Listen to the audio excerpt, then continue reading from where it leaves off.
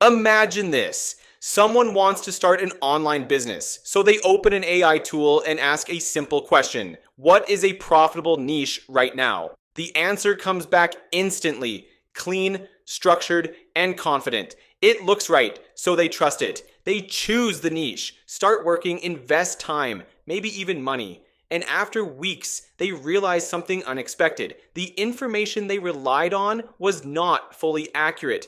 Not completely wrong, but not reliable either. This is where the real problem begins, because AI does not just make mistakes, it makes mistakes with confidence. This is often called hallucination, but the idea behind it is simple. Artificial intelligence does not actually know what is true and what is false. It does not verify facts, it predicts.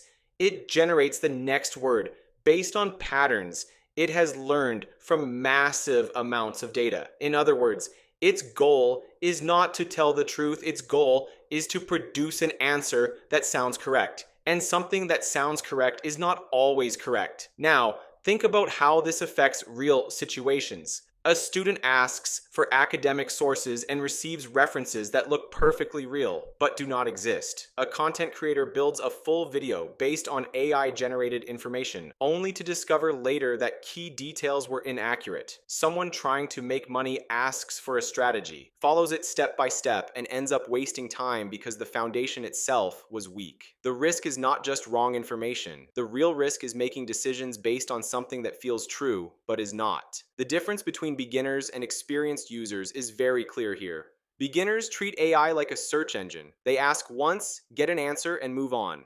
Experienced users treat AI as a starting point. They question the output, refine the prompt, and verify important details. They understand that the first answer is rarely the final answer, and that quality comes from iteration, not from a single response. Once you understand this, everything changes. AI stops being a source of truth and becomes a tool for thinking. It helps you move faster, explore ideas, and generate possibilities, but it still needs direction and verification. The real danger is not that AI can be wrong. The real danger is trusting it without understanding how it works. And once you avoid that mistake, you start using AI the way it was meant to be used, not as an authority, but as a powerful assistant that still depends on your thinking.